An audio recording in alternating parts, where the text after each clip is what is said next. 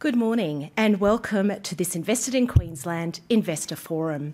I'm Cherise Mullen, the Assistant Minister for Treasury, and I will be your MC for today. May I begin by respectfully acknowledging the traditional owners on whose lands we gather and pay my respects to their elders, past, present and emerging. May I also acknowledge our host for today, the Honourable Cameron Dick MP, Treasurer and Minister for Trade and Investment. A very special welcome to our virtual audience, our guest speakers and panellists.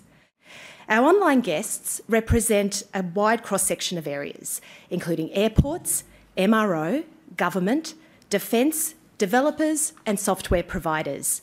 We also have a number of Queensland Trade and Investment Commissioners who are joining us from 5 different countries this morning, or this evening, depending on your time zone, representing Hong Kong and Macau, China, Korea, the ASEAN region and North America. Welcome, Commissioners. I'm very excited about this forum today, which is the third in a series of forums we began in 2021 targeting specific industry sectors. The forum is part of the broader investment engagement strategy that the Treasurer has been embarking on, which also includes investor roadshows and roundtables, interstate investor roadshows and an investor summit scheduled for later this year. I have had the privilege of working alongside the Treasurer in his investment portfolio and with the investor roundtables, hearing directly from the private sector on the opportunities and, of course, the challenges. The message is clear. Critical to our economic recovery is attracting investment to our priority sectors that create jobs, drive economic growth, and innovate our industries and people. Aviation and aerospace MRO, the focus of today's forum, is an important and growing sector in Queensland. Our state's geographical position in the Indo-Pacific region, our reputation for high-quality standard of work and overall competitive prices are just some of the advantages that Queensland has, which places us ahead of the field. No doubt, there will be more emphasis being placed in this sector as we now open our borders to the world following the COVID-19 pandemic and passenger travel increases. That, in addition to an increase in capital expenditure on defence strategies, provides further evidence of the growth in this sector. Our increase in capabilities in the MRO sector helps Queensland become a major player in the global market. Through partnerships between industry and government, we are creating highly skilled jobs and continuing to showcase Queensland as an unrivalled place for investment. This forum will provide an update on MRO investment in Queensland, where the opportunities are and why our state is a great place to invest. The forum will run for 90 minutes. You will hear from our host and other dignitaries, including the Deputy Premier. We have a strong lineup of panellists joining us today with extensive expertise and knowledge in the MRO field. And of course, this is your opportunity to learn, engage and ask questions.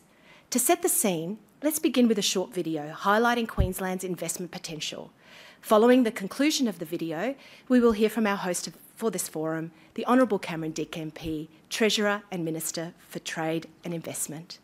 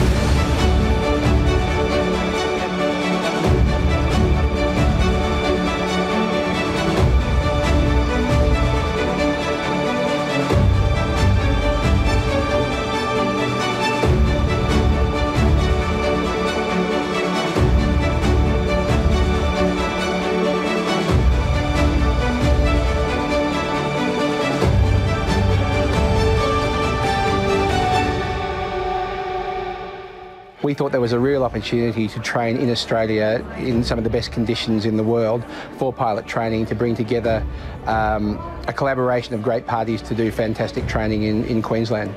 I think there's a real synergy between Qantas and the Queensland Government. We kind of started in Queensland. I think there's a real sense of excitement about us being back here doing something major in Queensland, and all of a sudden it's going to be probably the best training facility for pilots in the world. Queensland's a great place to invest. The weather's good, the people are good, the attitude's good. The government understands commerce. They're very supportive of commerce. And if you look around elsewhere in Australia, there's just no argument not to be based in Queensland. So that's why we are. It's been very good for Alliance, it's been very good for our staff, our shareholders. And now we're taking the next step with building the big Rockhampton maintenance facility, and that will be a huge investment for us in Queensland. And as everyone knows, we could not have done it without the Queensland government's assistance.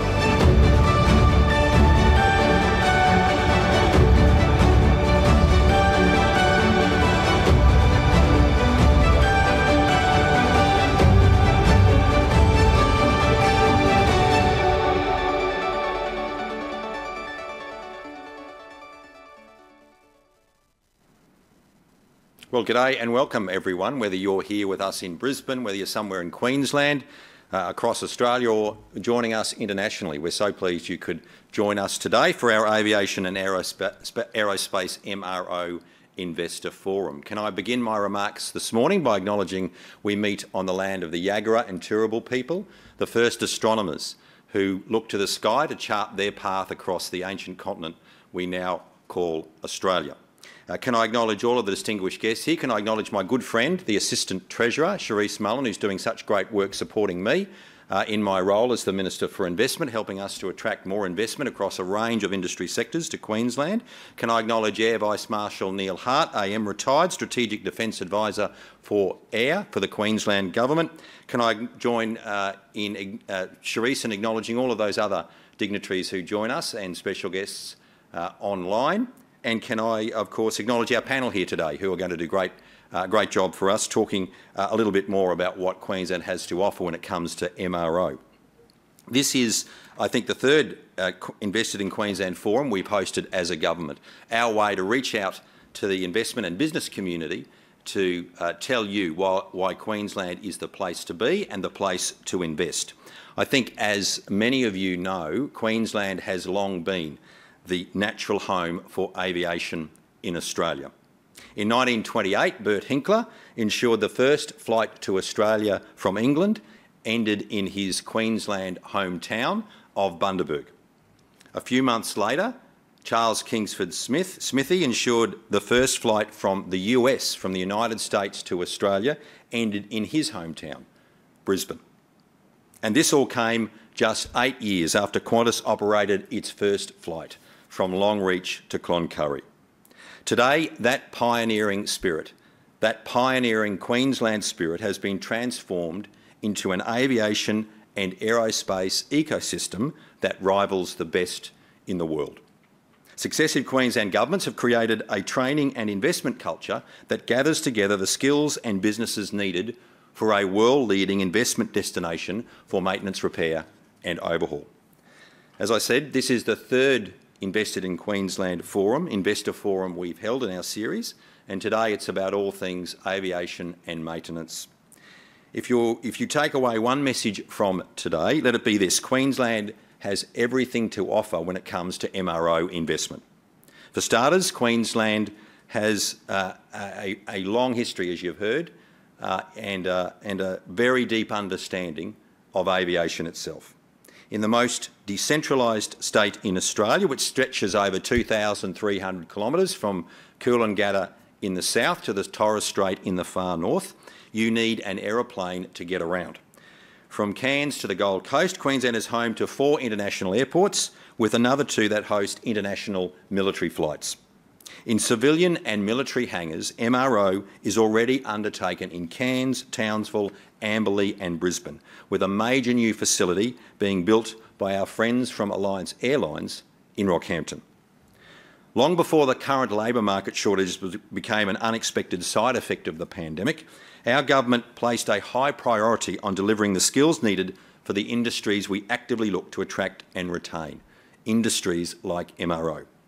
Alliance's new Rockhampton facility in central Queensland will provide industry-specific training to schools and technical colleges. We'll work in partnership across Central Queensland to ensure a ready-made workforce is available.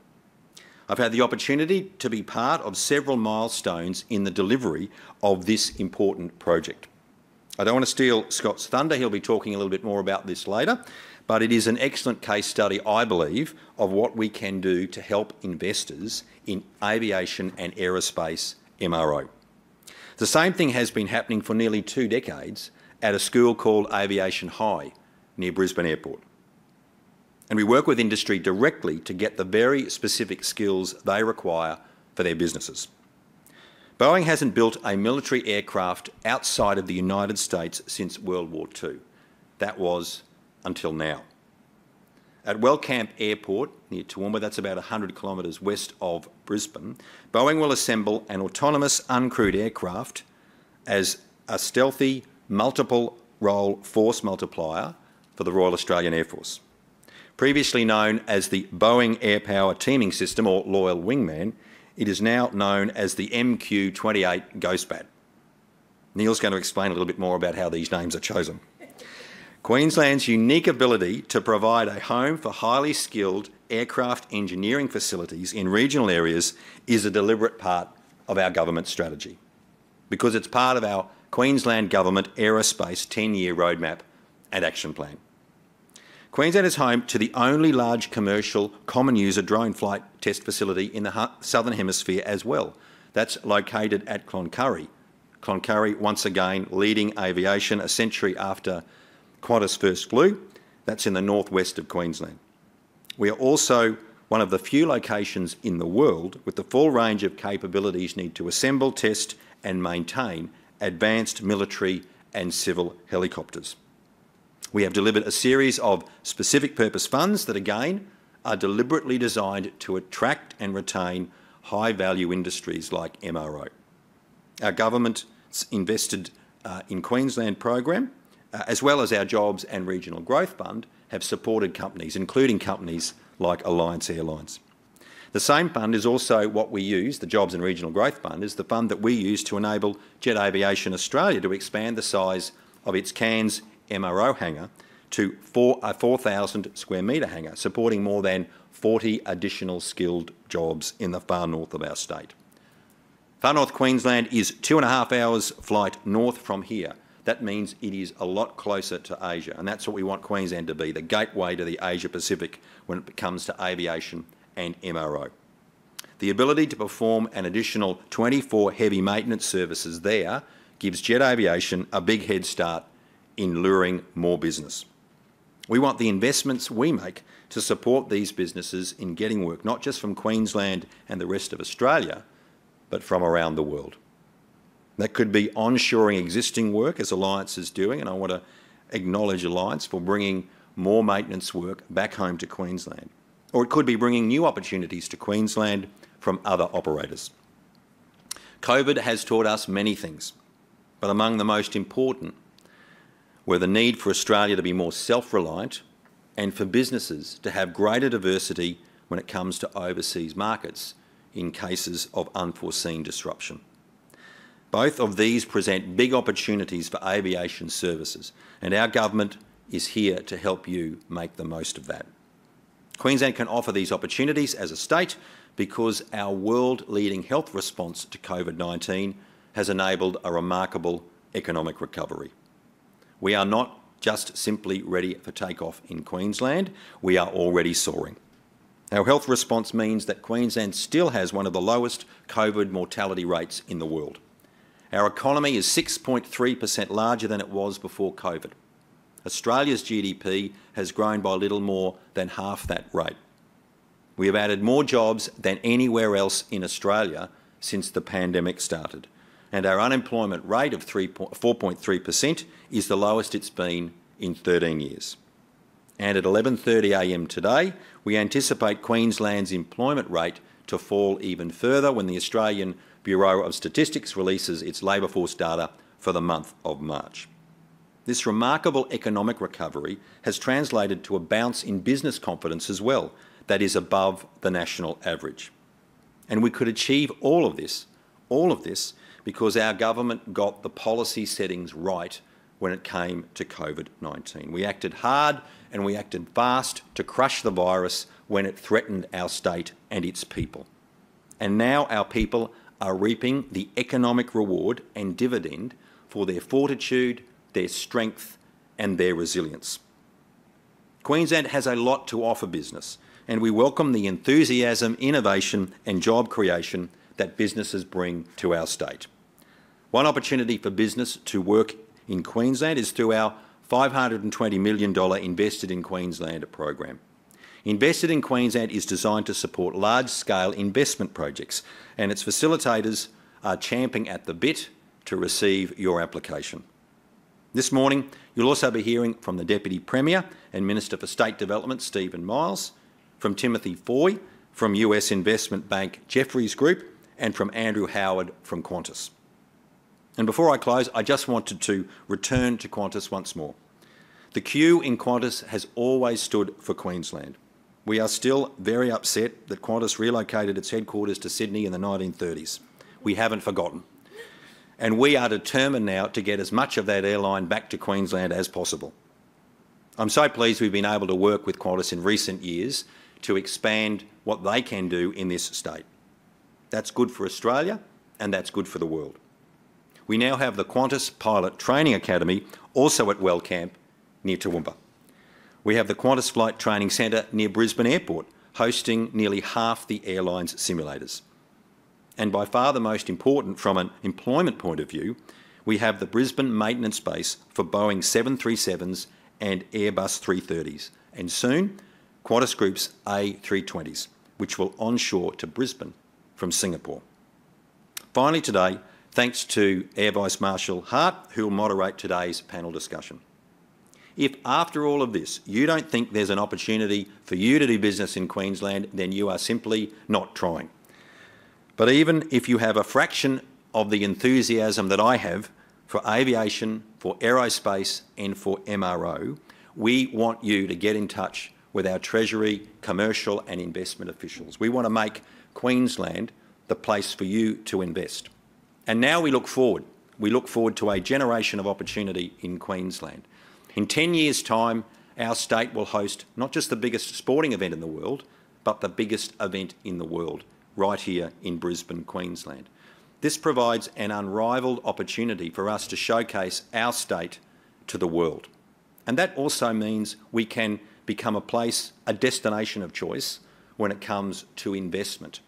The world will soon know what Brisbane, Queensland is, where we are, what we have to offer and what we can do together. This is going to be an incredible journey for our state and we want you to be part of that. So thanks for joining us, whether you're here in person today in Brisbane or whether you're joining us online. We are so enthusiastic about what the investment opportunities can be for MRO in this state, for the future of aviation for this nation and for the future of space and aerospace, everything that we have to offer in Queensland. We look forward to you joining us on that journey for the next 10 years and beyond. Thank you.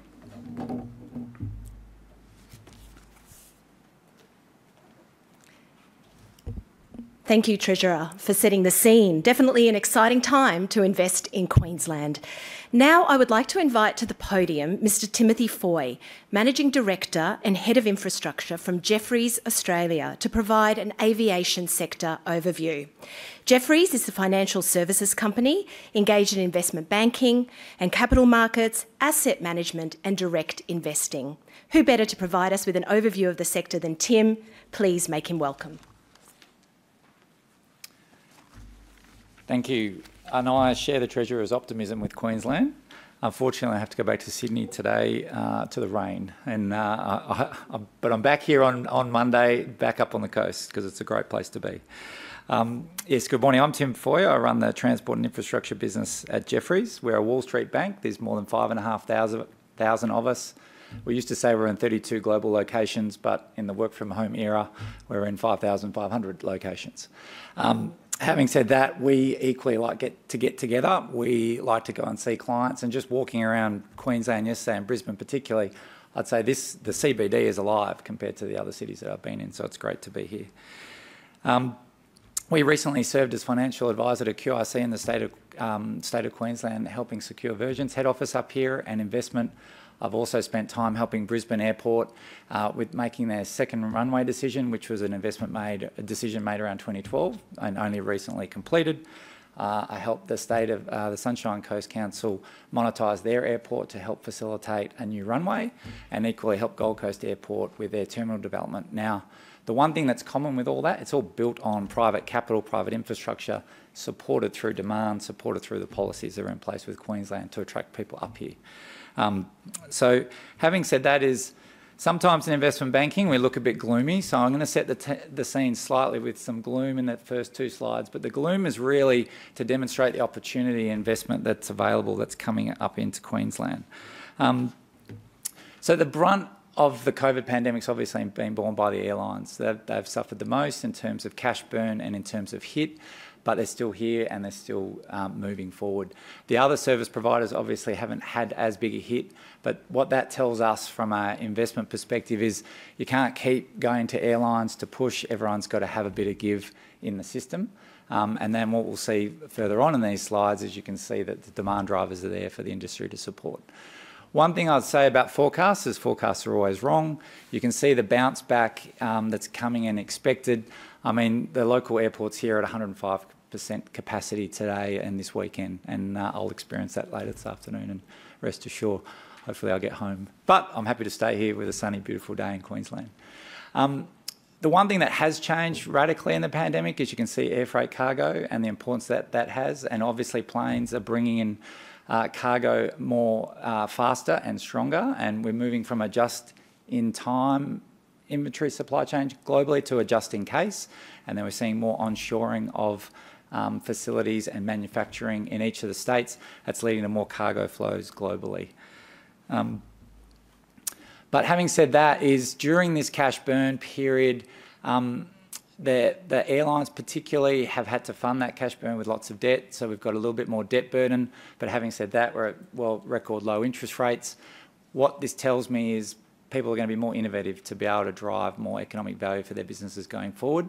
We've seen it in the past when, you know, if we look back over 20 years, the world was going to end with September 11, we weren't going to travel again. It bounced back stronger in 2000s with low-cost carriers, bringing more people around the world to travel. The global financial crisis, we thought we were going to go bankrupt. The world didn't go bankrupt, and we had an even stronger 20 into the 20s. Pandemic, we thought we would never travel again, and we're already bouncing back. So there are things here on these slides that tell me that fuel prices are getting higher, people will adjust and make changes. We're going to have sustainability benefits where people will look to make aviation more sustainable. It's more expensive, but we'll find ways to make it cheaper. And equally, if you look at airlines, both Qantas and Southwest, you know, going through the worst period in history for aviation, their share prices are only down 20%. And United overnight came out with a profitable quarterly outcome. So the aviation sector is on the uprise. Look positively, if we look at M&A, and obviously I'm biased because that's what I primarily do, but we had a record level of M&A in Australia and globally. What does that tell me? That tells me business confidence is high, both locally, regionally and globally. Companies buy companies because they see optimism in the future. They look at deploying capital, they look at bringing innovation into their business models. So we're going to see the benefits of that M&A flow. The chart on the right-hand side is global dry powder. So when we talk to clients around the world, there's $3 trillion of capital in the world looking for a home to invest, and that's equity capital in private equity, in infrastructure. By the time you add leverage to that, that's $9 trillion. So the world's not short of investment capital in private equity space. If we then look at business investment in Australia, it's been relatively low. Those peaks are essentially peaks from Queensland, coming from the LNG facilities. We'll see a lot more capital investment in the coming years that will then support all sectors. And if you think aviation is a business service provider that supports the growth in capital around the economy and the real economy. One thing I think that I spend my most amount of time on that's going to change transformationally is where does the superannuation funds in Australia invest their capital, both regionally and globally. Currently the system's about $2 trillion. In the next 20 years, it's forecast to be more than $12 trillion. That capital invests all across from debt, equity, into hard infrastructure, into aviation. It's the source of capital that will radically transform capital markets and see places to invest. And when you look at something like Queensland, which is stable, it's got positive outlooks, it's got the highest growth rates in Australia, that's where everyone will be looking at as a place to put money to work. And you don't need subsidies to make investment work. It's just the right environment and the right conditions. Look, finally, when we talk to folks around the world, and we look particularly at Queensland, we look at the trend outlook versus Australia. It's continued to outperform. We see energy transition and Queensland leading the way with that, like the Treasurer said, in terms of diversity and spread. There's a lot of energy transition that will come out of Queensland that will be renewables based. That all needs to get built. That needs people flying around. We've got a tourism sector that we know is going to bounce back. The moment that people were allowed to leave, there was 3-hour queues at Bondi when I was trying to get to Queensland for my summer holidays, but it was a good place to wait so we could come up. And then what I would look at is you see the contributions that mining will take place. Now, there's hard fossil fuel mining, but we've also got new mineral development that's going to happen in the years ahead. It's all going to be tailwinds of moving people, equipment, goods to and from major and regional centres and back into the mining centres. So with that, I'll just have a quick look back and just remind everyone, like we looked back at the pre-COVID levels. It's always a bit tricky to look at numbers in the initial period, but Queensland is a regional hub. It's got the most amount of pairs. It's got the highest load factors for flying. The benefit of then basing MROs is basically turning your fleet around as fast as possible, training your people as quick as possible, because you've got a great state in which to fly around and a good opportunity to continue to invest in those regions, because the underlying economies, particularly energy, mining, will just continue to develop. And then obviously there's tourism that is unparalleled anywhere in Australia. So with that, we look at sort of Queensland, we look at the opportunity, we can see why the money is flowing up here, and it's a good place to be. So with that, thank you.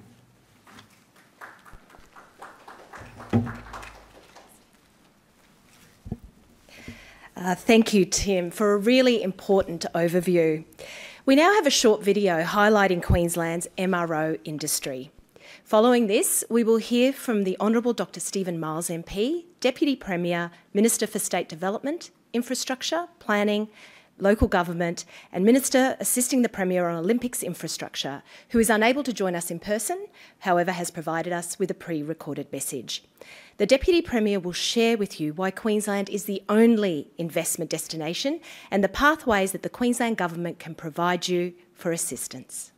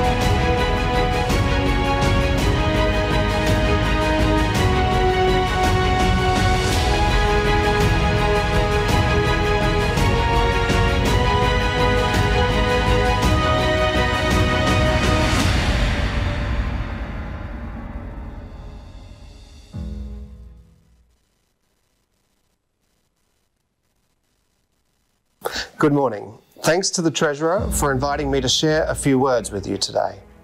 There is no better place in Australia to discuss the future of aerospace and MRO than Queensland. In fact, many of the world's top aerospace companies already have a presence here: Boeing, Airbus, Northrop Grumman and Raytheon, to name a few. Our state has long been home to some outstanding aviation achievements as the birthplace of pioneer aviator Bert Hinkler and the third oldest operating airline in the world, Qantas. Prior to the pandemic, Queensland also hosted the inaugural MRO Australasia Conference and Exhibition in Brisbane, which I'm proud to announce we are looking forward to hosting again in 2023 alongside Aviation Week Network.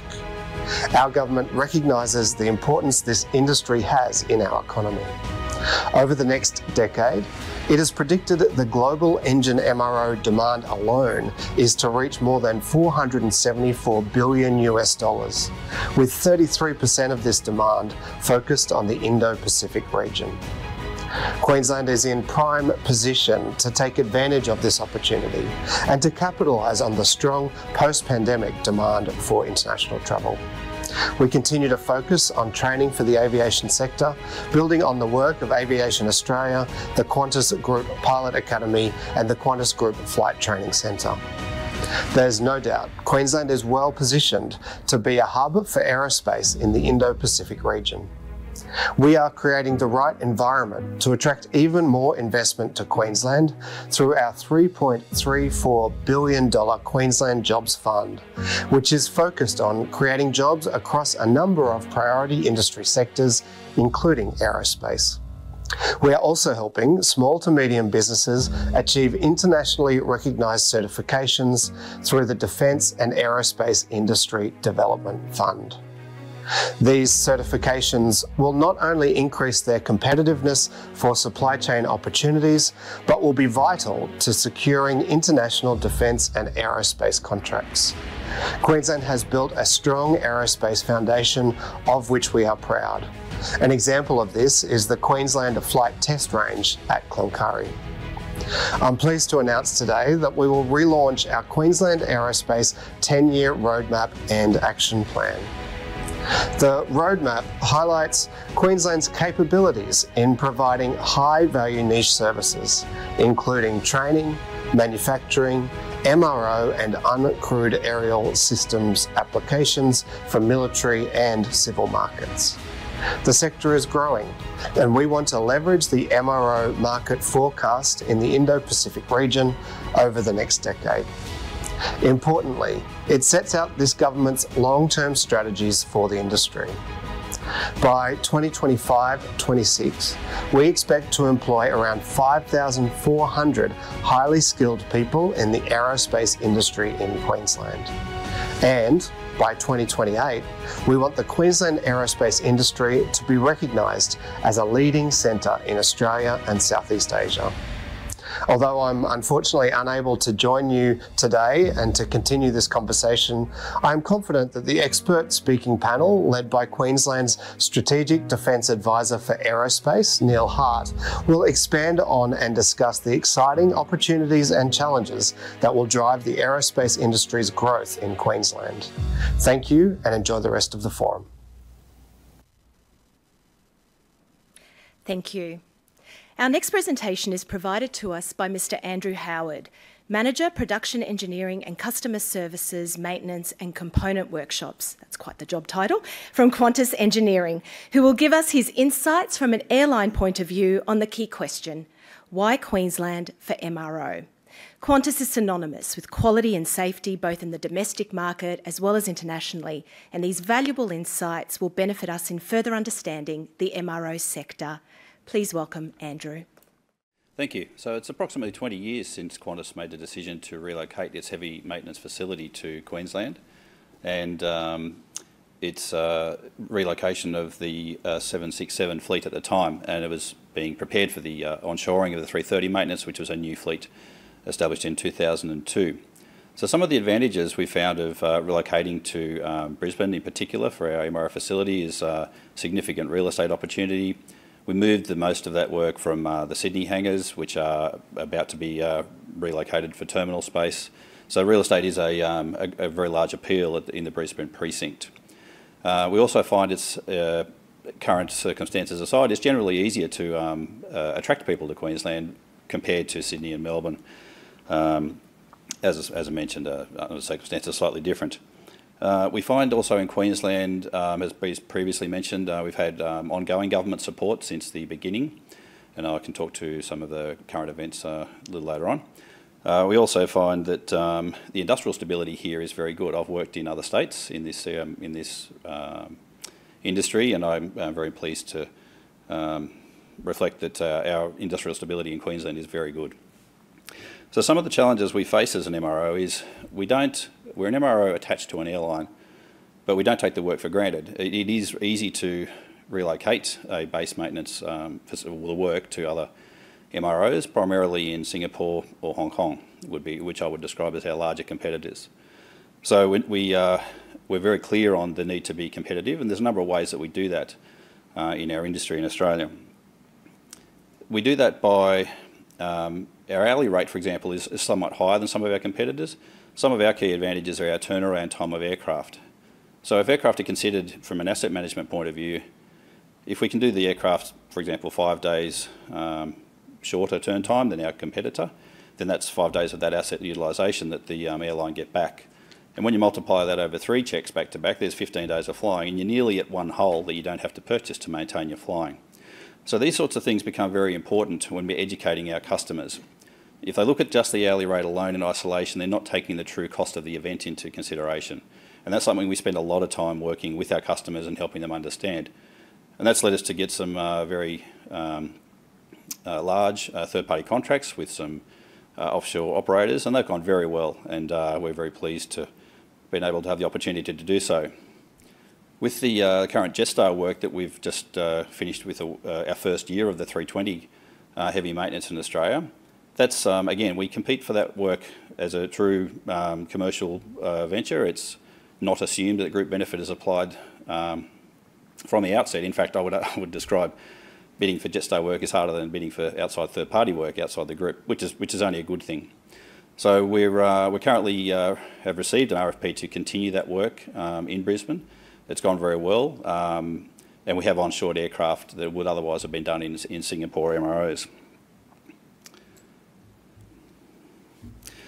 So with workforce challenges, I think every industry is facing that at the moment. I'm pleased to say that Qantas has continued to employ apprentices every year throughout COVID and for a very long time.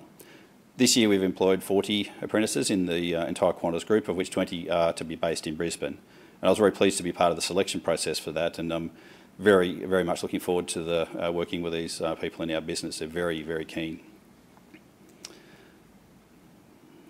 With regards to the shortages of labour, so Boeing have some estimates that in the next 20 years there'll be like 650,000 maintenance technicians required. So it is good to see the Queensland being a home to some of the largest training providers for our industry, which we're all going to need, and I think it's something that affects us all. So it is front of mind. Qantas do have retention programs in place for our current staff.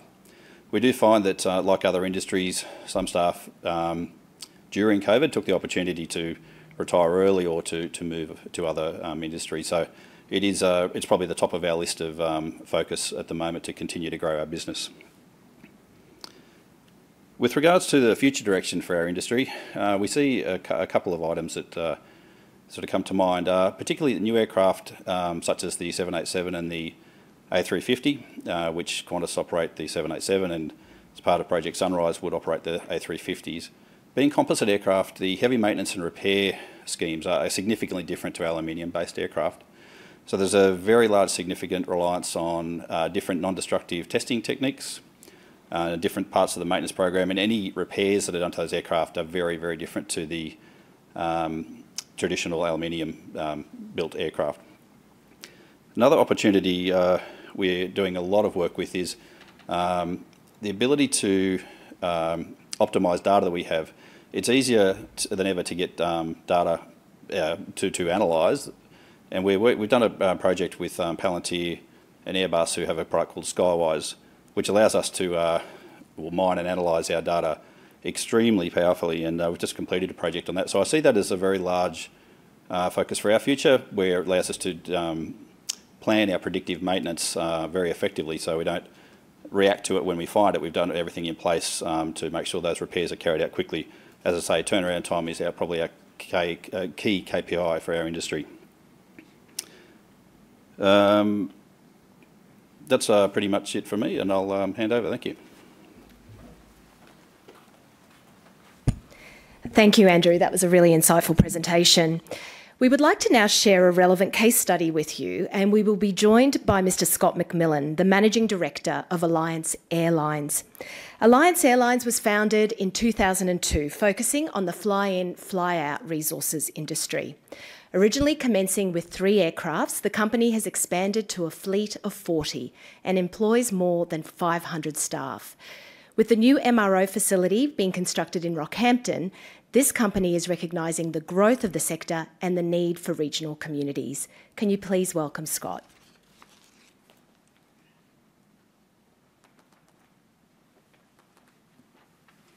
Well, thank you and good morning. I'll have to get our company bio updated, I'm sorry. We've actually bought quite a few aircraft, and you're going to understand why we're doing what we're doing in Rockhampton, because we've got a very large expansion of our company occurring during 2022. I might just get the next slide up. Just want to set the scene as to why we're building this very significant maintenance facility in Rockhampton. If you just have a look at the left-hand column there, and you scroll down to flight hours other, that's 314 hours that we flew in the half year to the 31st of December that was non-productive, non-revenue flying, and that's just to position aircraft for maintenance overseas. So over a full year with just that fleet there of 56 aircraft, we'd be flying something in the order of around 700 hours of non-productive flying. That's both very expensive and consumes an enormous amount of fuel. One of the things we've done during the pandemic is invest very, very heavily in fleet. Unashamedly, we were very opportunistic during 2020 and 2021, and again last week, in acquiring a fleet of E190 aircraft. So we had none of those in 2019, and by the end of this year we'll have 33 in service. So that slide which we did last week is actually out of date. We bought another aircraft last Friday. Traditionally, the fly-in, fly-out business that Alliance operates has been built on the back of a Fokker fleet. We own all of our own aircraft. It's very unusual in this industry not to lease anything, but we own them all. Our Fokker fleet is a magnificent fleet, incredibly reliable and incredibly well suited to fly-in, fly-out operations in Australia, but ultimately will need to be replaced. So we've selected the replacement aircraft. These are additional aircraft. And it's important to understand why we're doing what we're doing in Rockhampton, because ultimately our Fokker fleet will be replaced in the next 7 to 9 years, and we'll end up operating 80 E190s. That's an E190, and I thought I'd put this slide here specifically for Neil, and it's got the 100th anniversary RAAF livery. And that photo, if anyone can recognise where that photo's taken, I'll give them that model aircraft. It's actually in Costa Rica. You'll hear about Costa Rica in a minute. Right, Rockhampton. So these are the sort of important dot points about what we're doing up in Rocky, and people will ask why Rockhampton, and I'm happy to tell you why. But if we just focus at the bottom left of the slide, between $5 and $7 million annual saving on our maintenance bill. Most of that is going to be driven from not having to fly an aircraft to either Norwich in the United Kingdom, Bratislava in Slovakia, Costa Rica or Singapore. It's a major saving in jet fuel. We made this investment decision 2 years ago when jet fuel was about a third the price it is today. So the decision we made back then, and we could not have done it, of course, without the support of the Queensland Government, and we'll just talk to a little bit more of that shortly. But there's a very significant saving. There are some challenges in developing an MRO, some of the challenges that Andrew just mentioned before, but we've made the commitment, and as the Treasurer, who's been a very, very keen supporter of ours and his officials at Treasury, we could not have done this without them. So all up, it's a $60 million project. The construction commenced in December. It's a 3-bay hangar that can accommodate aircraft up to the size of an Airbus A321. Not that we intend to operate those aircraft, but the marginal cost to build it a little bit bigger was well worth it. In that, you know, this is a long-term investment, and we wanted there to be plenty of space and room for expansion if necessary. The jobs to be created, and I'll talk about this in terms of the challenges later on. 100 direct jobs. There's the construction jobs along the way, and really importantly, this is a full export replacement. So all of our base maintenance was transferred overseas back in 2015 for a whole host of reasons, but most of those were cost, and both industrially and just in terms of efficiency. There are two sorts of maintenance, and Andrew runs a base maintenance operation at Brisbane Airport, and this will be a base maintenance operation at Rockhampton. Most of the maintenance that you'd see done on an aircraft on a day-to-day basis is line maintenance, and that's just done at the various airports around Australia. But periodically, and depending on the aircraft type, you need to lay the aircraft up and do significant maintenance on that. All of that adds up to about 7,000 hours per maintenance check. The E190s are going to be flying 3,500 hours, and the service interval is 7,500 hours. So if you do the quick maths, every 2 years, we're going to be laying those aircraft up and putting 7,000 labour hours into each one of them. So there's going to be a huge amount of requirement for labour. And all of that labour is a full export replacement. Again, one of the points that Andrew made earlier, and it's exactly spot on, is that by doing this maintenance in Rockhampton, we've calculated that we end up with 2 extra aircraft. So the time to fly an aircraft, say back to Norwich, is 4 days each way, plus, and it's been an absolute nightmare during COVID, as you'd appreciate. So just having the aircraft back in service is built into that savings down the bottom as well. So as I said, site works commenced in December.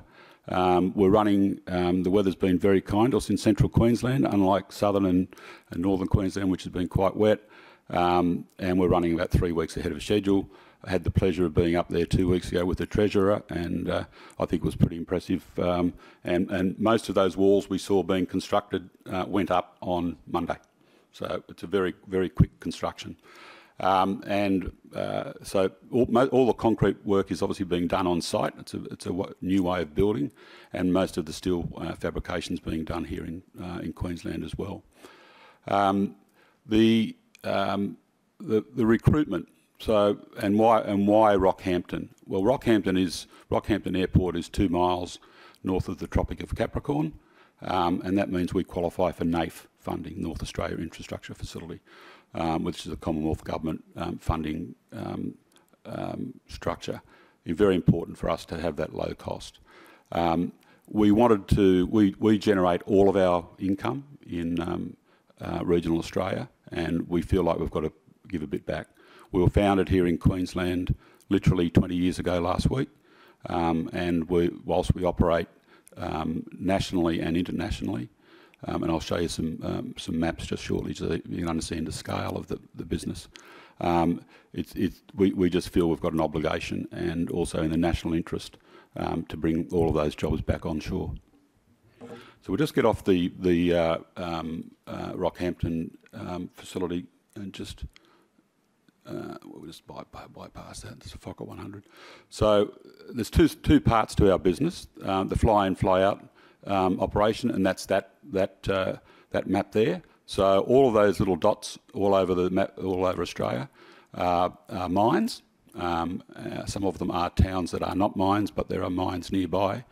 And you can see we've got a massive national footprint, and that's the biggest footprint of any operator in the FIFO business in Australia, and therefore in the world, because FIFO is fairly unique to Australia. And you can see that we've got 4 operating bases here in Queensland. So Queensland's our head office. We are a listed public company, and our heart's here. But we are very, very invested in Queensland. This is the other part of our business, which is where most of those aircraft that we acquired last year and the year before are going. most of those routes that have flown there are flown for Qantas. So up to 18 of the E190s are going to be painted in Qantas colours. The first 3 of those are here in Australia now, and 2 of them are in service, and they're both based up in Darwin. But by the end of this year, there'll be up to 18 of those flying right across Australia, and there's a number of routes that we don't even know about yet, which will be added to that wet lease operation.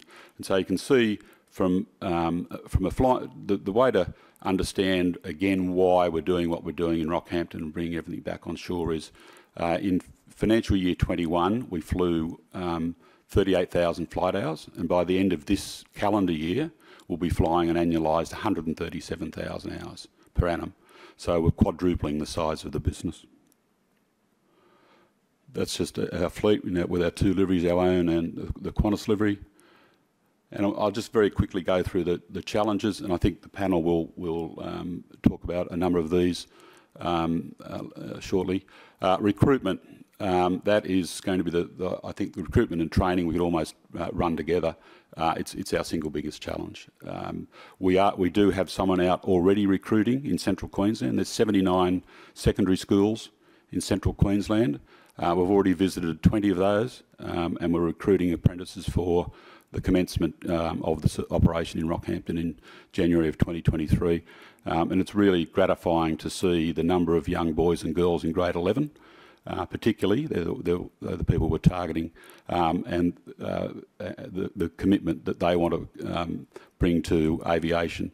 Traditionally, unless you wanted to leave Central Queensland, you worked in a limited number of industries, mining, agriculture, and now we're adding a third, which is aviation.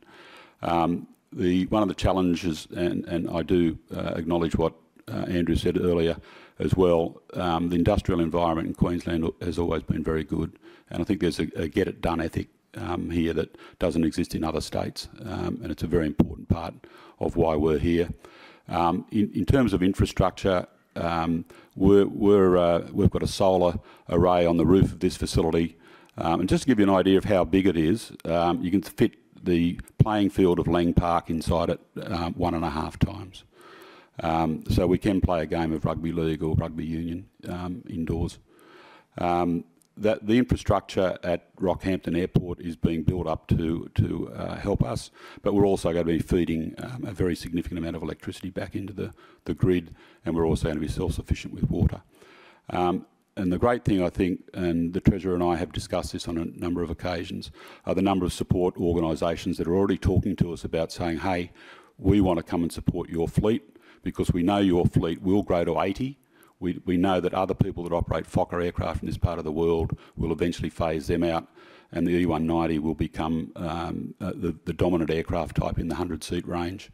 And I was just talking to someone just beforehand, and if you look at just the engines that those aircraft are going to need, we're going to need about 250 engines maintained. Those engines will currently be sent to the United States for maintenance, and we need to work on a proposal to get that maintenance done here in Australia. It's an enormous amount of cost, lost productivity, and just to give you one impact of COVID, it used to cost us $40,000 to send an engine to the United States for repair. Now it's costing us $200,000 for one. So it's an enormous saving if we can get those support organisations to come and build with us either in Rockhampton or somewhere in Queensland. So that's, if I can leave on a positive note, the number of those organisations I'm sure will come knocking on the Treasurer's door, but they're all overseas organisations that want to look at putting facilities here in Queensland. So we'd encourage you to say yes, Treasurer. That's all from me. Thank you. Thank you, Scott, for sharing your success story with us today. We now move to our last session, a panel discussion which is being led by Air Vice Marshal Neil Hart AM, retired Strategic Defence Advisor for Aerospace. Air Vice Marshal Hart will aim to provide you with insights from our panellists, including the unique advantages of having MRO based in Queensland, the roles played by various industries and how they can help grow the MRO sector. He will moderate the panel session as well as introduce our panellists. We welcome questions from you during this panel discussion, session. If you would like to ask a question or make a comment, remember you can click the thought bubble icon on the bottom right-hand corner of your screen. Please welcome Air Vice Marshal Neil Hart and our panel for today. Thank you, Minister, and good morning, good evening and good day, wherever you are. Great to be with you today. We've got an excellent panel lined up across a diverse range of aerospace products. Can I start by thanking both the Treasurer and the Deputy Premier for their continued leadership in the aviation sector and for the release of the roadmap. So important that we've got those solid actions and a roadmap forward to support the industry. Of course, what you're seeing and what you've heard this morning already is that we've got the key ingredients for aviation investment in Queensland. You've got government leadership and support, and it's passionate in terms of that support. You've got a developed aerospace ecosystem already here to start building upon or to keep building upon. We've heard that there's rapid aviation development and a recovery post the pandemic that is just going to continue into the coming decades. And apart from anything else, you've also heard it's a great place to visit and to work. Where else would you want to invest than here in Queensland? The panel today, if I could introduce them, starting with Bill Horrocks, who's the CEO of Aviation Australia, one of Australia's leading, if not the leading, aviation training provider across all aspects of aviation training. Mr. Andrew Howard, manager at Qantas Engineering, who you heard from a little while ago. Mr. Scott McMillan, Managing Director from Alliance Airlines, who you've just heard from. Mr. Mike Pryor, the Director, Product Support, Training and Maintenance for Boeing Defence Australia. Mr. Andrew Sanderson, the Chief Executive Officer and Managing Director of TAE Aerospace. And finally, Mr. Will Shrapnel, the founder of Helimods, based here on the Sunshine Coast. As Cherise said, if you could please click about there somewhere, the bubble at the bottom right-hand side of your thought screen, and throw the questions through and they'll appear here and I'll pass them to the panel. But could I start by asking the panel, and I'll direct these as we go, to discuss what Queensland's advantages are in terms of growth and capturing the global MRO market. And I might start with you, Andrew Sanderson, as a member already of a global supply chain. If you could talk a bit about the opportunities, the advantages and how you managed to win that competition. Thank you, Neil, and good morning or good evening, everybody. So our business started here in Queensland around about 20 years ago, and we are very much headquartered here. And our initial focus was around the defence market, which gave us a foothold in the state, but we've been able to then develop that defence market using the advantages of being in Queensland, which at the time was recruiting people, adding the skills to the business, connecting with Aviation Australia from that training basis, to keep developing the business to cross over into a commercial as well. So founded in defence because a lot of defence activity from an MRO point of view was needed here in Queensland. So then the idea is to build on that, build the infrastructure around servicing engines, which is our core business, and then transferring that now into commercial. So Queensland has been supportive the whole way through to get us to this position where we are today.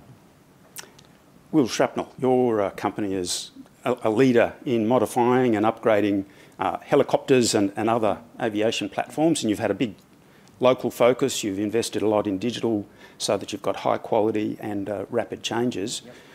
But you might talk a bit about both that national focus but also recent international opportunities. Yeah, for sure. I mean, probably as the Treasurer touched on, this is a state that sort of has a strong aviation pedigree, and I guess I've grown up in and around aviation, which is why I sort of chose to start a business in Queensland as a young engineer, but that's now grown into, you know, a global consideration. And I guess with that passion, you know, goes a whole lot of other skilled people that want to be involved in growth of industry. So I guess the sort of specialist mission systems we're developing, we're proud to be working on the Royal Flying Doctor Service fleet here for next-gen aeromedical cabin configurations to provide really critical life-saving technologies for our state of Queensland. That's now the sort of technology that the whole globe's looking at. So just got back from the US actually over chatting to Textron there in Wichita, another strong hub of aviation. But I guess with digital technologies now, we can collaborate with their special missions team there on projects we're working on here in Queensland. So yeah, it's a great place to be.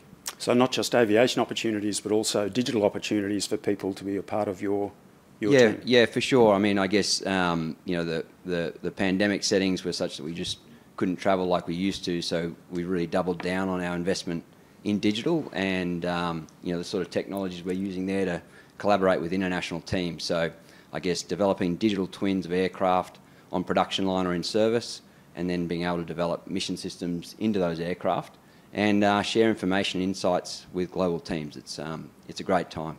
Wonderful. Mike Pryor, might go to you in terms of Boeing Defence.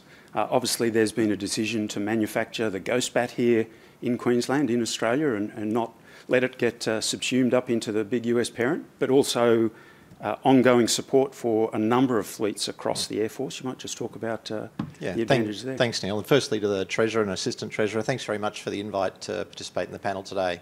It's a pleasure on behalf of Boeing Defence Australia. Well, why Queensland for Boeing Defence is obvious.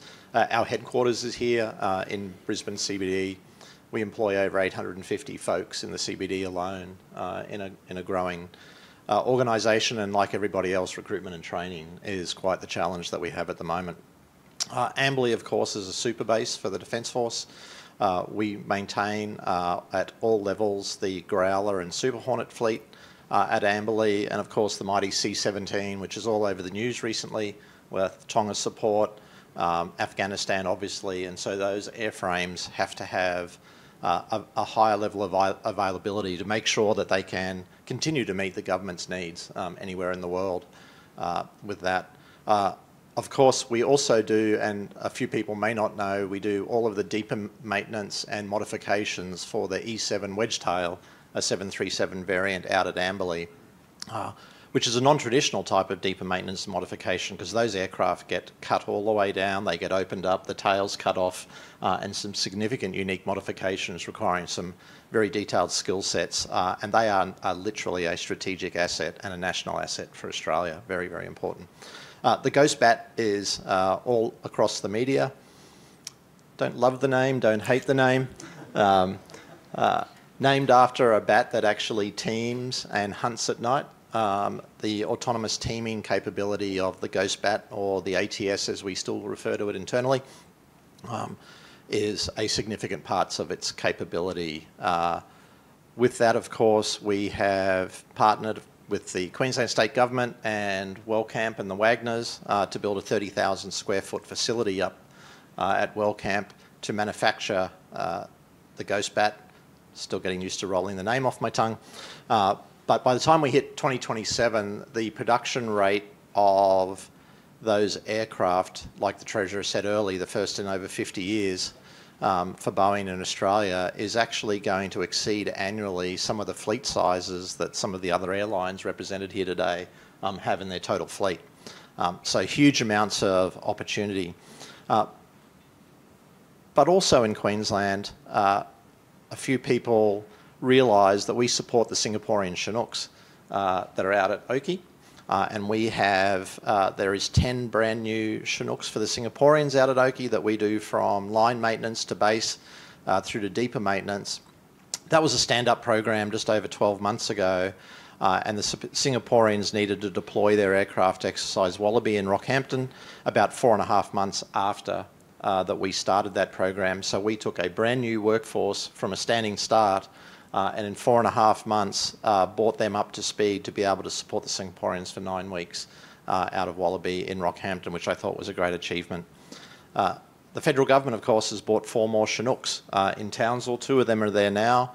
2 more arriving shortly to bring our Chinook fleet up to 14 aircraft that we maintain and deeper maintenance out of Townsville. And of course, the mighty Apache armed reconnaissance helicopter or attack helicopter will be here at the end of 2025.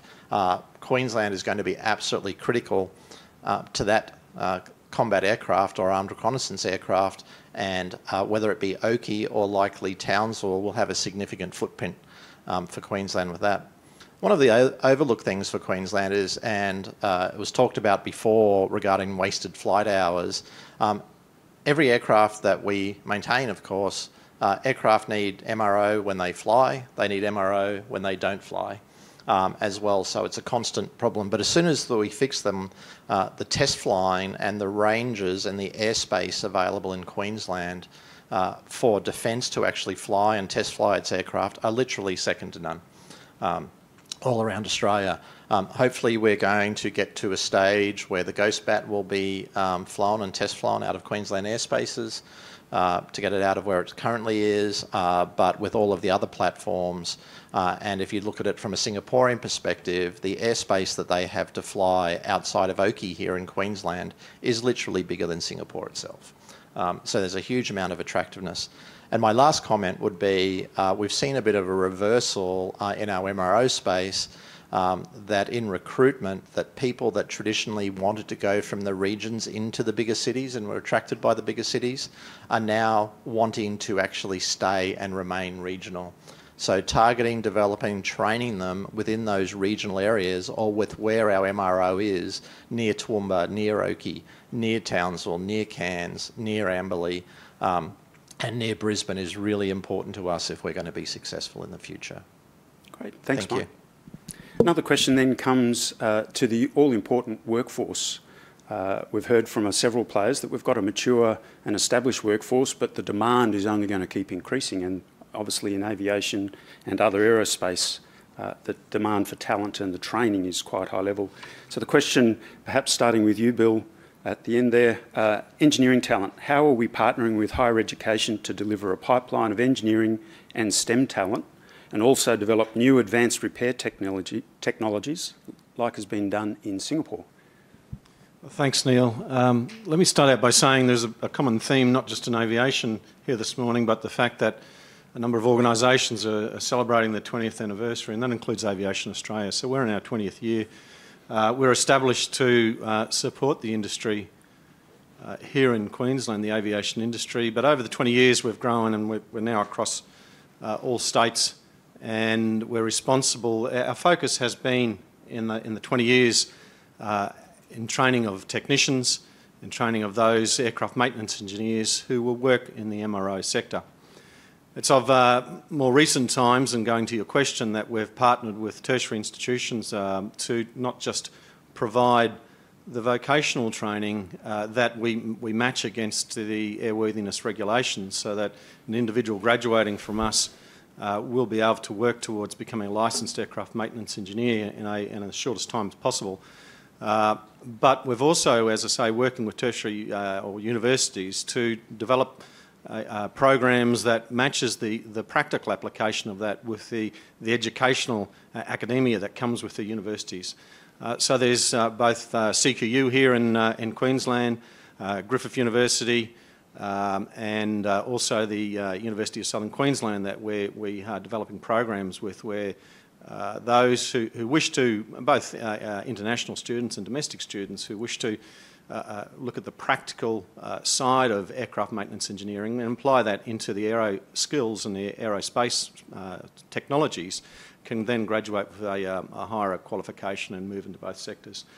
On top of that, in terms of the future technologies that are coming through, we're also working on how they can be, what are the skilling requirements that are required for the application of those technologies, such as autonomous systems, 3D printing, the operation of drones.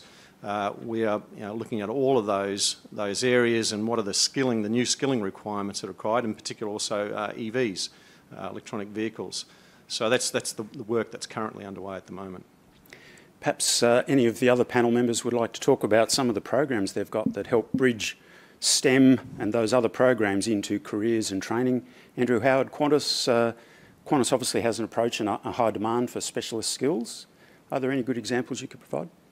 Yes, we do, and we obviously have a very close relationship with Aviation Australia, both physically and for recruitment. So one thing a few of the panellists have touched on is there is a change in the types of skills required in our industry. I touched on the focus becoming more and the demand more for non-destructive testing in particular.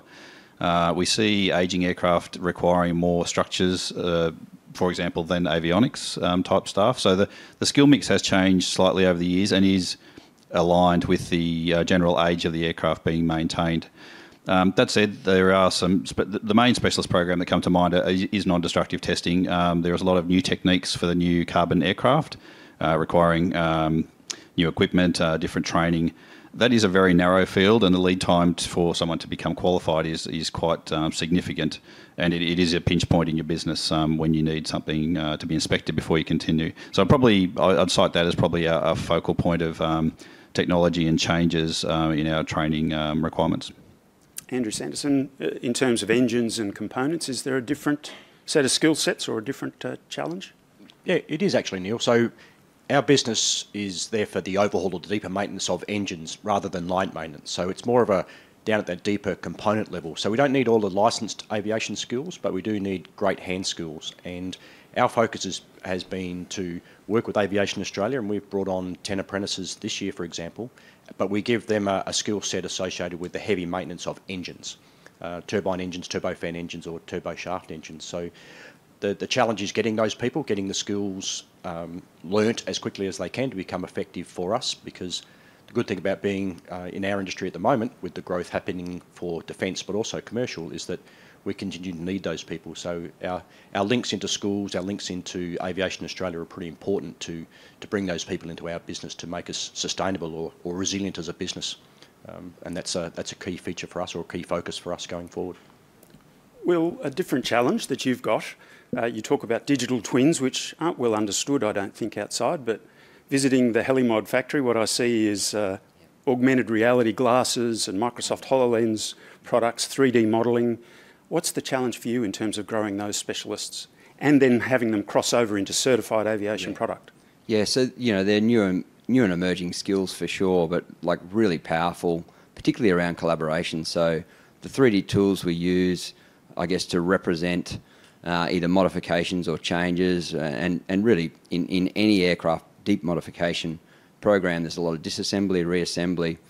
The trend that we're seeing there is that there's more interest globally now. There's more sort of reshoring of programs. So where we might have historically sent labour to offshore installs, now we're really sending more specialist skills like training and digital representation, so that we can represent the modification process in 3D. We can simulate that.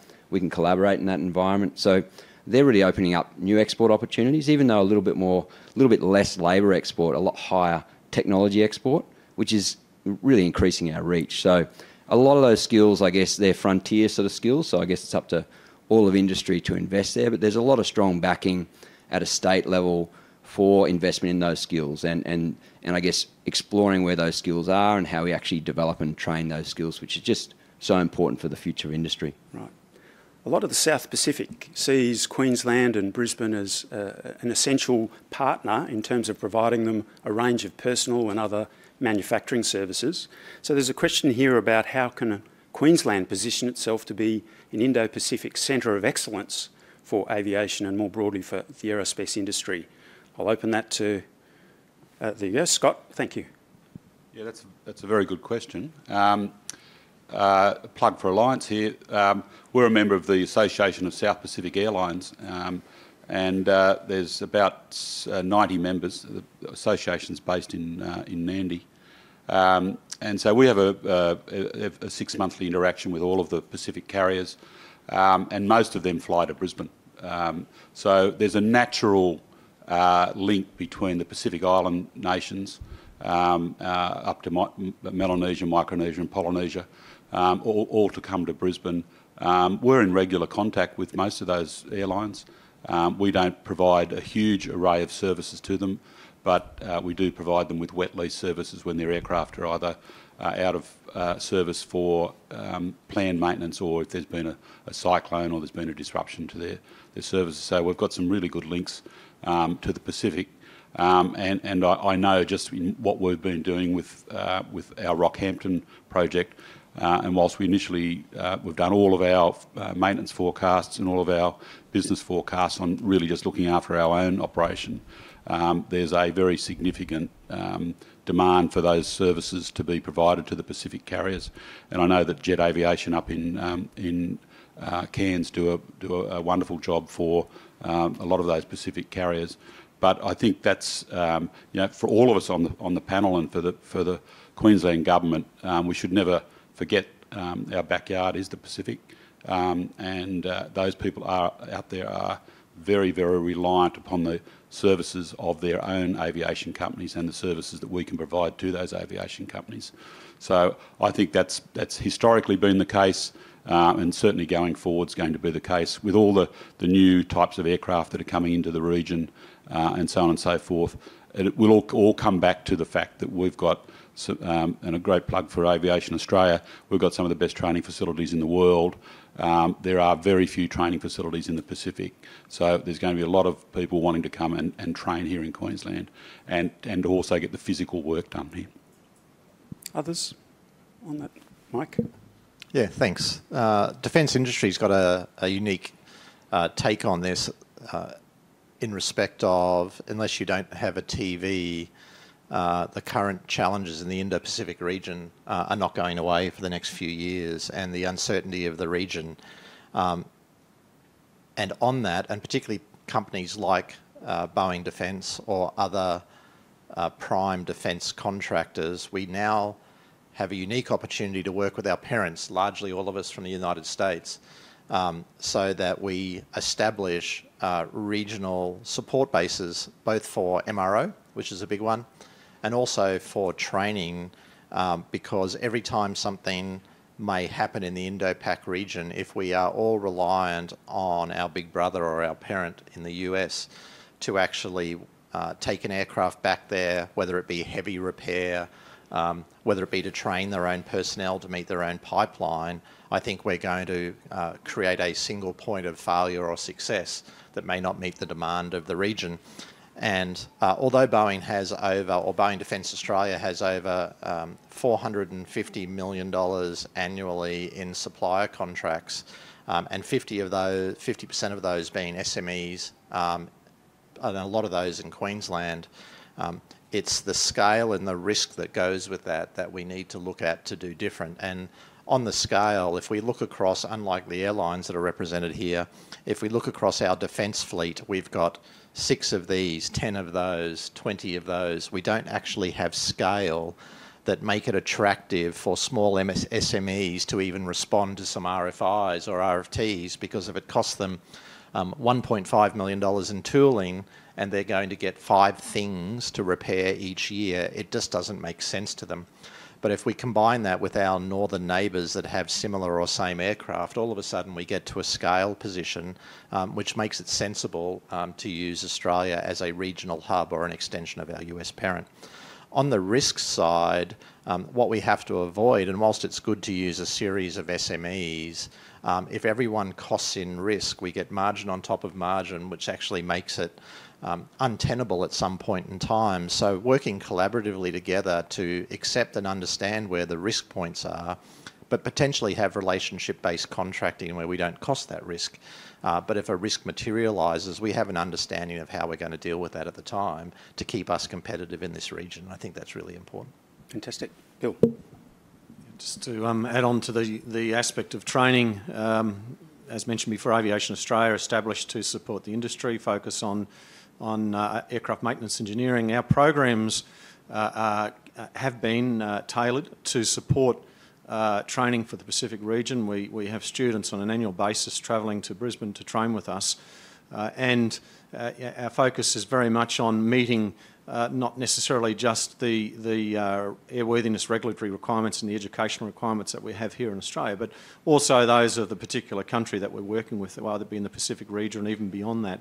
So that's that's a really key capability that exists within Aviation Australia, that our reach is way beyond just here in Queensland and beyond Australia. It's actually quite strong internationally. In fact, our brand would be, I guess, the strongest internationally in terms of what we offer in our training and our accreditation that we have with the various airworthiness authorities. Brilliant. Another question then for the panel.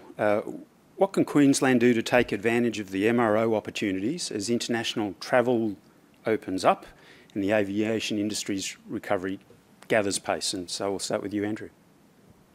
Yes, thank you. One thing we learnt from carrying out successful third-party contracts was being part of an airline's route structure. So, as I mentioned before, educating your customer on the event cost of maintenance. So we were able to demonstrate that if overseas operator, for example, did 3 heavy maintenance checks back to back. They did revenue flights in and out and negated ferry flights. So on a wide-body aircraft, that's about $7,000 an hour. So we were able to save them $240K before they started in avoidance of ferry costs, which helps, as I mentioned, offset that man-hour rate. Combining that with the shorter turn times as far as an asset utilisation point of view, it becomes very, very they become very interested, and it becomes an option for them to come here. A really simple example we've done, and on the South Pacific topic, we do quite a bit of ad hoc work for various operators in this region. Some of it's AOG recovery, some of it's one-off pieces of work. But a really simple example was one operator who does fly to Brisbane wanted an engine, or required an engine change to be done on a Airbus A330. So they put on a charter flight on a weekend. They fly to Brisbane anyway. So we were able to carry out the engine change between their weekend charter flights. They actually made money out of doing the work, which is a very isolated example, but it just goes to show if you're part of someone's route structure and you have the facilities and the skills to do the work quickly, it's a very good option for them. Andrew Sanderson, go, please. I'd just like to add to that, and a little bit building on what Mike had said earlier around what Queensland can do. So we've got a combination of defence and commercial industries in the region. So the scale issue is something that we can use to leverage what we do for defence or multiple products in the one facility to then make it available to be attractive for a further investment to bring on new products into that facility as well. So we become a centre of excellence in the Queensland region for multiple products using the same core infrastructure that helps it become cost competitive for other locations around the world, such as Singapore or Europe. So one of the things we do offer is leveraging some of that already heavily invested infrastructure for an expansion into the commercial MRO market into the future too. Wonderful. I'm going to combine a couple of questions here, but really they're about innovation, future, new technologies coming along, and see what that impact is. And one of the questions is about the use of hydrogen and biofuels and how that might affect MRO going forward. The other one is about the application of new technologies such as blockchain, and I think Qantas has now got non-fungible tokens or has taken a foray in there. So perhaps some challenges or some advantages of the new technologies, or some issues that we need to adapt to for the biofuels and those hydrogen engines. I think someone already mentioned EVs. Who'd like to start in the new technology space? Andrew Howard. Yes, thanks, Neil. The sustainable aviation fuel is obviously a topic that's very much in the media these days. A couple of observations as Qantas has made some recent investments in this area is there's a technical aspect and there's the commercial aspect of it. The technical aspect, without boring everyone to death, is the lubricity of the fuel itself is a significant concern. For example, if you thought of diesel in a diesel car, the pump that pumps it in the engine uses the diesel as a lubricant. On aircraft engines, the aircraft fuel is used as a lubricant and as a hydraulic power source for various systems on the engine. So if you're changing the fuel, it may have the same calorific values, it may have the same combustion values. The actual mechanical and chemical properties become very significant. Another observation, which I think anyone investing in this area has observed, is there's obviously a big focus on avoidance of using food crops. For example, some of the programs that Qantas have used focus on mustard seeds as opposed to corn, as you see in other industries. But with regards to, as I say, the use of it in aircraft, I think cost is a problem. I think it's about 3 times the cost of the standard fuel at this point. As far as maintenance goes, I think it's going to drive changes in technology, particularly mechanically, and particularly around those mechanical systems on the aircraft that I mentioned. Wonderful. Others? Will? Yeah, look, I guess not so much to the biofuels and hydrogen, but in the short-range stuff, certainly the electric vehicle market that's emerging, a stack of investment there and really exciting technologies. I guess great simplifications of airframe, which means a lot more local opportunities for both production and utilisation. So I guess they're things that we're really looking at closely around, you know, what some of the simplification of the air vehicle looks like and some of the special missions that's going to fly, both autonomous, whether it's aeromedical retrieval or search and rescue, things like that. So there's going to be a lot of growth there, I can see, certainly in the next number of years and leading up to the Olympics even, but certainly an opportunity for a lot of investment in this state, I think, in that space. Brilliant. Bill? So it's not just in terms of traditional training that we offer at Aviation Australia. As I mentioned before, we're very much, I'd call it, leaning forward in terms of these new technologies and the skilling requirements for those who are going to be providing the maintenance. There will be changes to maintenance practices. There'll be new skills that are required that aren't necessarily delivered at the moment. And so we are looking at this, and as I said, we're working with some tertiary institutions on this too, to lean forward, to look at what the skilling requirements are, and then to develop the programs, whether it be the micro skilling or even beyond that in terms of key competencies and perhaps working towards, and as I mentioned before, the higher education qualifications, so that graduates from us will be able to move into the new workforce, be productive, and indeed be safe in terms of what they're doing to provide that support to those technologies that are required to ensure that what's being operated, whether it be in the MRO or the airlines or the aerospace, that we're actually providing graduates who can work in that space. Mike. Yeah, thanks. From a defence industry and certainly Boeing Defence Australia perspective, we've got a couple of unique challenges here. One is innovation is really easy to roll off the tongue, hard to commercialise, and associated with that, to be innovative, we also need to be agile. Another word that's commonly used, but actually truly being agile and responsive in the current environment is difficult. And you overlay that with some of the challenges that we face, including security clearances. Most of the people that we work with now, and certainly in the MRO space, and it's going to expand with the P8 and the E7, our Super Hornets and Growlers, and the Ghost Bat. Most of our folk require secret level security clearances, which is going to be a challenge across the MRO workforce, and we need to make sure and work on how we can make that process more efficient, or reverse, come up with technologies and innovate where they actually don't need the clearance to work on the aircraft, which is also one of the things that we're looking at. But for sustainability, I guess I'm pleased to say that Boeing Defence Australia headquarters its new sustainability program out of here in Brisbane for all of Southeast Asia. We're looking at it not only from a sustainable aviation fuel, which comes with the obvious environmentals, but from a certainty of supply is going to be a real challenge in the sustainable aviation fuel, or a benefit when we get it commercialised. But we also have an entire social and governance aspect to the sustainability, which goes along with everything. And we've challenged, and we're putting it into our defence now, to make sure that we're setting targets for ourselves, to make sure that everything we do in the future has a sustainability bent to it. Most of our defence platforms in Australia are already certified for sustainable aviation fuel. So it's not a certification process, it's actually a commercialisation issue for us. For as far as other innovation technologies, Phantom Works International, which is where most of our classified work is done, and that's including where the Ghost Bat came out of, is headquartered here in Brisbane. They are doing a lot of work in the autonomous space at the moment, not for flying, but for things for MRO, like an extension of HoloLens, where we now do and are looking at how we inspect aircraft like the C-17 and like the Qantas fleets, etc., that are very high, without actually having to get somebody up on top of the aircraft and put them at risk. There is a lot of other work being done by Boeing Research and Technology out of the University of Queensland, including things that we now know about but previously didn't have to worry about, things like microbial polymers to make sure that we can all fly in aircraft and be safe with the spread of things like COVID.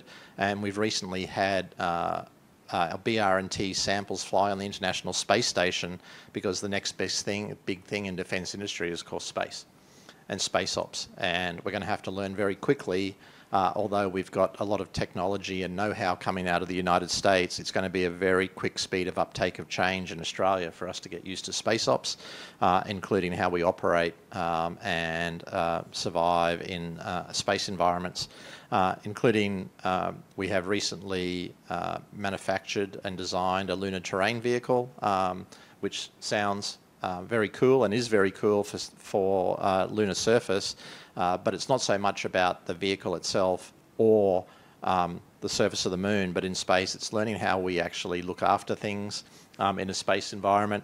You can't turn a spanner as equally, it's a more difficult environment. So we're leaning forward, hopefully, and putting a lot of effort into what and how to look after things in the space environment, which is new to a lot of us. But my last comment being is our traditional processes and our acquisition cycles are just simply too slow now for the future. Defence is requiring us to take risk, to lean forward, to acquire new product and maintain them in a quarter of the traditional timelines. So how do we match that from a process point of view? How do we match that from investment leaning forward? And how do we match that from a people point of view when the speed of uptake of change is now so tight that we absolutely have to be working on the next cool thing now while we're operating something before our customer realises that they need something new? And how do we introduce incremental capabilities where that we can actually innovate after we get a capability in and continue evolutionising it, modernising it, and not just rinse and repeat for the next 20 years because we're no longer in that environment and that luxury. And that's creating a number of challenges that we're working through. But that's the key to innovation for us. Yeah. Right. Some great key points there. I'll make the comment that Queensland is home probably to the highest proportion of people transitioning out of the military. There's a huge number of people that transition out of the ADF. And the Queensland Government recently released a skills plan, and a part of that was a veterans transition program. So hopefully that addresses some of the technical challenges with people already having those skills. The other one is space. It doesn't take much to get an aviation company provide the added materials and extra skills and turn them into a space company. And so there's really exciting opportunities in this aerospace sector. I'll throw one quick comment down the panel line to finish us up. If you were to encourage a young person to come into the industry or to encourage a company to come to Queensland and invest, what would you tell them? Will? Yeah, I think the ecosystem's right. You know, you've got strong backing from the state and strong interest to actually see, you know, really important growth in this industry, and there's so much, I guess, connection between all the exciting things that are happening in aviation. So it's a great place for a career. Brilliant. And Andrew? Well, I think the technology from an Australian point of view is almost all based here in Queensland, whether it's airlines, military. You know, you've got a great industry to enter and have a long career here in the state. Mike? Yeah, I think the shorter list is why not rather than why.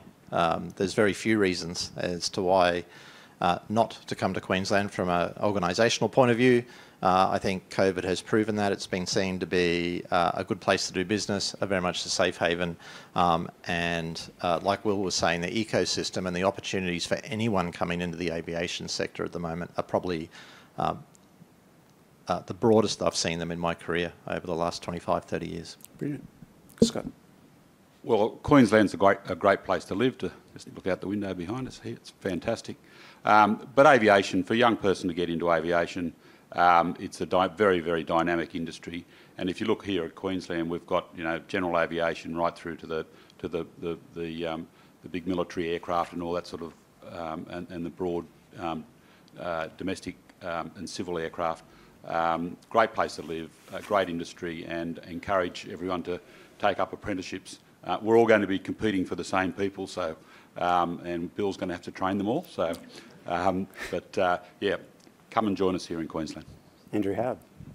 Thank you. Yes, I'd add to that. There's significant opportunity because there's a significant amount of work ramping up post-COVID. So reiterate the other panellists' observations. I'd also just continue to acknowledge that the Queensland Government does support this industry in Australia, I think, at a much greater and more public manner than the other states. So it's very much appreciated.